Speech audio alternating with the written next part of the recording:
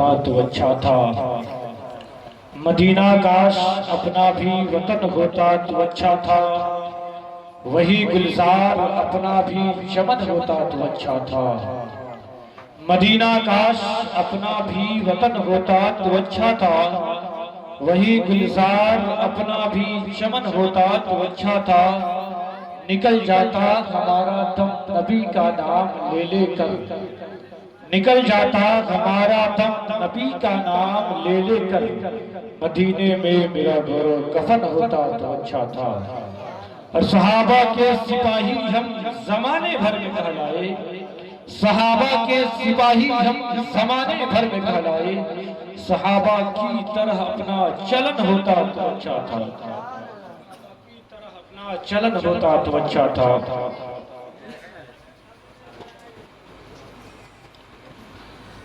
اور شاعر کہتا ہے تو اپنے آپ کو پہچان اپنا نام پیدا کر، تو اپنے آپ کو پہچان اپنا نام پیدا کر، زمانہ جس کی قدر کرے وہ دام پیدا کر، زمانہ جس کی قدر کرے وہ دام پیدا کر، شعائے بن کے سورج کی جہاں میں پھیل جا رسول، شعائے بن کے سورج کی جہاں میں پھیل جا رسول، تو اپنی ہمت سے تو اپنی زندگی میں لذت افہام پیدا کر، تو اپنی زندگی میں لذت افہام پیدا کر، ہٹا دے اپنی ہمت سے، ہٹا دے اپنی ہمت سے یزیدی راہ کے پتھر، ہٹا دے اپنی ہمت سے یزیدی راہ کے پتھر، ہٹا دے اپنی ہمت سے یزیدی راہ کے پتھر، تو اپنی طاقت سے ہجوم کربلا میں اسلام پیدا کر۔ آج ہم اور آپ کچھ عرض و معروف سے قبل آقا انعامدار مدینے کے تاجدار دونوں عالم کے مالک و مختار کی بارگاہ رسالت میں درود و سلام کا نذرانہ عقیدت پیش کریں اور قریب آواز بلند اللہم صلی علی سیدنا صفینا نبینا حبیبنا مولانا محمد بارک وسلم صلو علیہ الصلوۃ والسلام علیک یا حبیب اللہ صلی اللہ تعالی علیہ وسلم۔ محترم حضرات، علماء کرام کی لمبی فہرست ہے، بس اپنی حاضری پیش کرنے کے لیے چند منٹوں کے لیے آپ کے سامنے حاضر آ جاؤ۔ رب تبارک و تعالیٰ قرآن مجید میں ارشاد فرماتا ہے فَانكِحُوا مَا طَابَ لَكُم مِّنَ النِّسَاءِ مَثْنَىٰ وَثُلَاثَ وَرُبَاعَ، یعنی تم نکاح کرو ان عورتوں سے جو تمہیں بھلی معلوم ہو، دو دو تین تین چار چار، پھر آگے فرماتا ہے فَإِنْ خِفْتُمْ أَلَّا تَعْدِلُوا فَوَاحِدَةً، یعنی تم اگر انصاف نہ کر سکو تو تمہارے لیے ایک ہی بہتر ہے۔ عزیزان ملت اسلامیہ، اس کی گہرائی میں آپ کو نہیں لے جانا چاہتا، بس چند موٹی موٹی باتیں آپ کے سامنے پیش کر کے آپ سے رخصت ہونا چاہتا ہوں، کیونکہ علماء کرام کی لمبی فہرست ہے۔ رب تبارک و تعالیٰ کلام مجید میں ارشاد فرما رہا ہے، نکاح کرنے کا حکم دے رہا ہے، اور نبی کریم صلی اللہ تعالی علیہ وسلم کی حدیث مبارکہ ہے النکاح من سنتی فمن رغب عن سنتی فلیس منی، یعنی نکاح کرنا میری سنت ہے اور جس نے اس سے اعراض کیا وہ مجھ میں سے نہیں۔ گویا کہ پتہ چلا کہ یہ نکاح ایک ایسی عظیم سنت ہے جس کے بارے میں نبی کریم صلی اللہ تعالی علیہ وسلم نے ارشاد فرمایا کہ نکاح کرنا میری سنت ہے اور جس نے اس سے اعراض کیا وہ مجھ میں سے نہیں، اور اسے کرنے کا حکم رب تبارک و تعالیٰ قرآن مجید میں بھی دے رہا ہے۔ تو گویا کہ ہمیں پتہ یہ چلا کہ یہ رب کا بھی حکم ہے اور میرے آقا صلی اللہ تعالی علیہ وسلم کا بھی حکم ہے، اور جس کام کو کرنے کا حکم رب کائنات بھی دے رہا ہے، جس کام کو کرنے کا حکم مصطفیٰ جان عالم بھی دے رہے ہیں، گویا کہ اس کام کو کرنا عبادت ہے۔ تو آج ہمارے حالات ایسے ہیں کہ صرف ہم اور آپ گھر کی ذمہ داریاں سمجھ کر کے اور اپنے گھروں کے اندر نکاح کی محفل سجاتے ہیں، مگر عزیزان ملت اسلامیہ یہ ہمارے اوپر ذمہ داری ہے کہ ہمارے بچے اگر عمر بلوغیت کو پہنچ گئے ہیں تو ہم ان کی نکاح کر دیں، مگر اسی کام کو صرف نیت چینج کر کے، صرف اپنا نظریہ بدل کر کے، جس طریقے سے ہم ذہن میں یہ بسا کر کے اپنے گھروں کے اندر نکاح کی محفل سجاتے ہیں کہ ہم اپنی ذمہ داری پوری کر رہے ہیں، تو یہ ذمہ داری تو اس طریقے سے بھی پوری ہو ہمارے ذہن و فکر میں یہی چیز نبی کی سنت سمجھ کر کے اگر ہم کرنے لگیں گے تو انشاءاللہ العزیز یہ ذمہ داری بھی ہماری پوری ہو جائے گی اور ہمارے نامہ اعمال میں عبادت کرنے کا ثواب بھی ہوگا۔ عزیزان ملت اسلامیہ، اور عبادت ہمیں کس طریقے سے کرنا چاہیے؟ عبادت کرنے کے لیے دل کا صاف ہونا بھی ضروری ہے، ذہن کا صاف ہونا بھی ضروری ہے، نیت کا صاف ہونا بھی ضروری ہے، مگر آج ہمارے گھروں کے اندر اتنی عظیم سنت کی ادائیگی ہونے جا رہی ہے، مگر آج ہمارے حالات کیسے ہیں؟ آج محفل میلاد کے لیے یہاں اسٹیج بھی بنایا گیا ہے، یہ سامیانہ بھی لگایا گیا ہے، اتنا اہتمام کیا گیا ہے، یہ باجے بھی لگائے گئے ہیں، مگر عزیزان ملت اسلامیہ یہ خوشی کی بات ہے کہ اسٹیج کو منبر رسول بنایا گیا ہے، اتنا اہتمام کیا گیا ہے تاکہ مصطفیٰ جامع عالم کا میلاد منایا جائے، اس میں اللہ اور اس کے رسول کے ذکر کو کیا جائے اور سنا جائے، مگر افسوس اس وقت ہوتا ہے کہ اسی محفل کے ختم ہونے کے بعد اسی سامیانے کے اندر اسی اسٹیج کے اوپر ہمارے گھروں کے بچے ڈانس بھی کرتے ہیں اور اسی باجے کے اندر غلط طریقے کے گانے بھی بجا کرتے ہیں۔ جس محفل میں رب کی رحمتوں کا نزول ہونا چاہیے تھا وہی اللہ تبارک و تعالیٰ کا عذاب نازل ہوتا ہے۔ عزیزان ملت اسلامیہ، ذرا غور کر، اس محفل میں ہم نے اتنے پیسے خرچ کیے ہیں، اتنی عظیم سنت کی ادائیگی کرنے جا رہے ہیں، مگر ہمارا طریقہ کیا ہے؟ کیا سنت پہ ہم عمل کرنے سے چاہتے ہیں؟ عزیزان ملت اسلامیہ، دوسروں کے دکھانے کے خاطر ہم نے اتنے گناہوں کا انبار کھڑا کر دیا کہ ہمارے گھروں کے اندر تباہی ہی تباہی نظر آ رہی ہے۔ شادی کر کے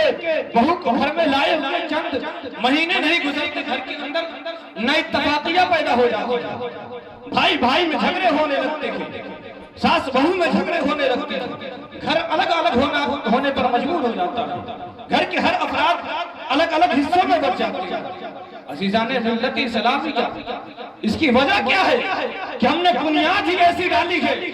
جہاں خرافات پیدا ہونا لازمی ہے۔ اگر ہم نے سنت مصطفیٰ پر عمل کرتے ہوئے قرآن و حدیث کے دائرے میں رہ کر کے ہم اپنے گھروں کے اندر نکاح کی محفل کا انعقاد کرتے تو یہ ہمارے گھروں کے اندر نئی اتفاقیاں نہیں بلکہ رب کی رحمتوں کا نزول ہوتا۔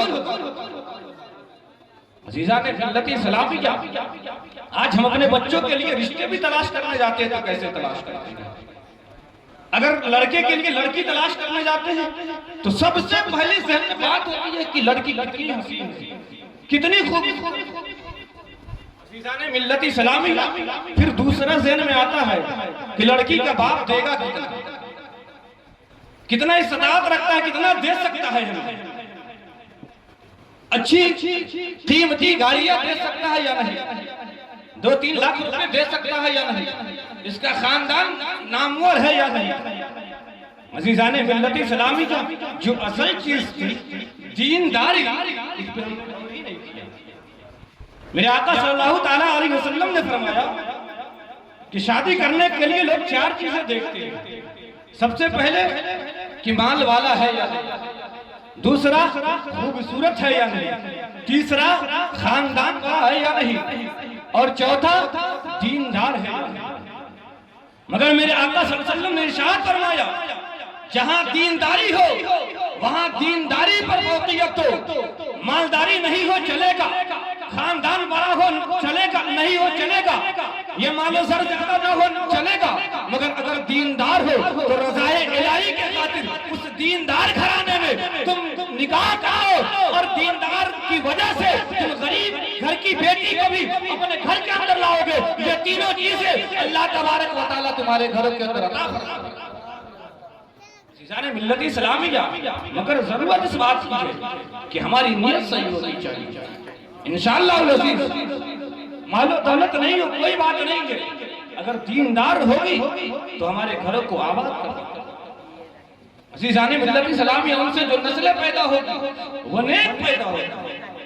ایک واقعہ بہت تیزی سے کے ساتھ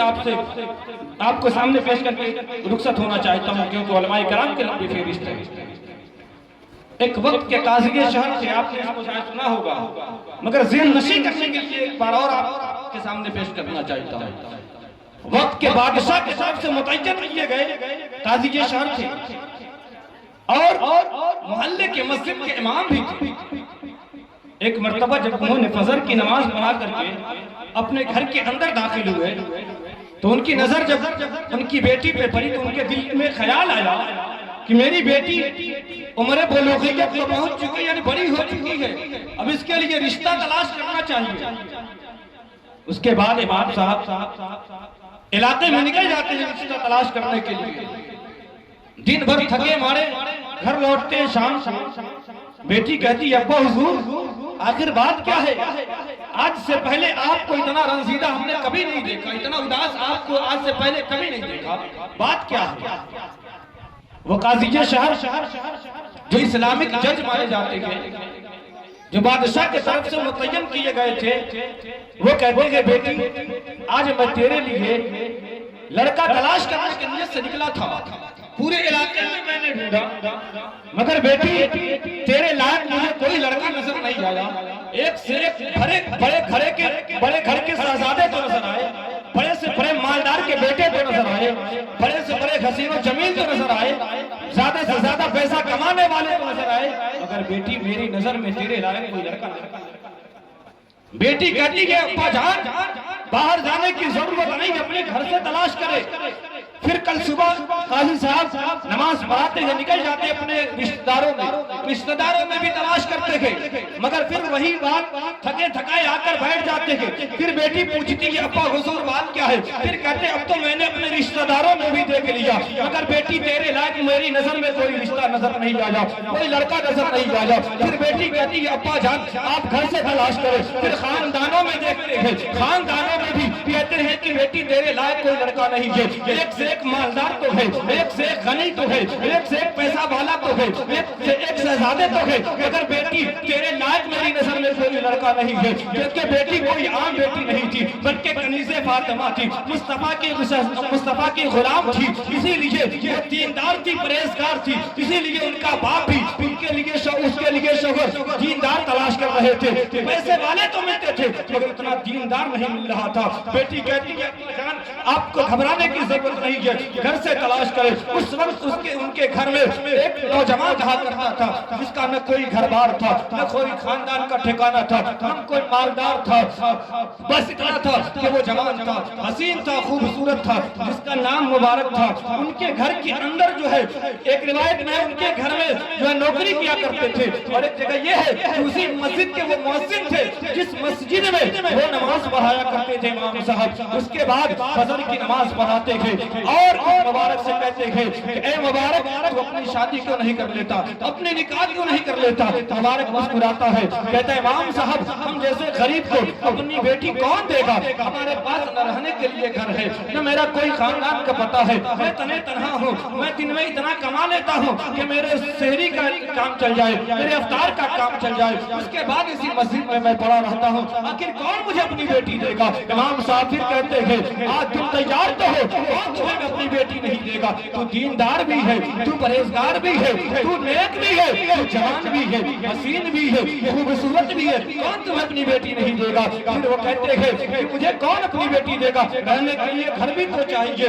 پہنانے کے لیے اس کے بعد اس کو دینے کے لیے کپڑے بھی تو چاہیے۔ امام صاحب کہتے ہیں کہ تیار تو ہو جا، میں اپنی بیٹی کی رشتہ تم سے کرنے کے لیے تیار ہوں۔ اس کے بعد مبارک تیار ہو جاتے ہیں۔ امام صاحب کہتے ہیں جاؤ کرائے کا مکان لے لو، تو کرائے کا مکان لے لیتے ہیں۔ اس کے بعد امام صاحب اپنی بیٹی کے نکاح اس سے کر دیتے ہیں، اس کے گھر رخصتی کر دیتے ہیں۔ چند دن گزرتے ہیں، امام صاحب اپنی بیٹی سے ملاقات کے لیے جاتے ہیں تو دیکھتے کیا ہے، وہی امام صاحب کی بیٹی ہے